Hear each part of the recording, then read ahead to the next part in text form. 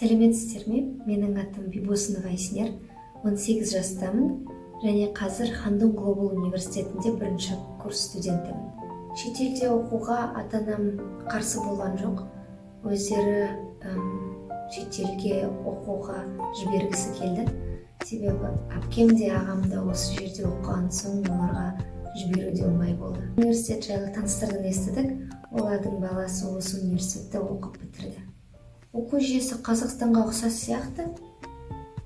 Сол студент өзінің мамандығына байланысты сабақтарын таңдап, өзі расписаниясын құрады.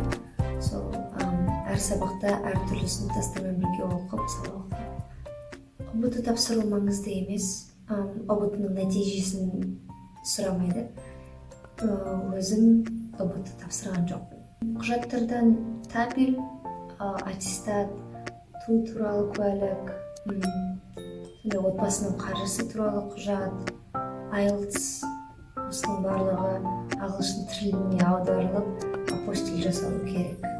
Сабақтар ағылшын тілінде өткізіледі. Сол мамандыққа байланысты кейбір сабақтар кәріс тілінде ұсынылуы мүмкін. Оқудың қиындықтары басында ағылшын тілінде оқу қиын болды. 11 жыл бойы қазақша оқып келіп, қазір сондай ағылшын тілінде мектеп бітірген, ағылшын тілі ұлттық тіл болып келетін елдерден келген студенттермен бірге қатар оқу қиын болды.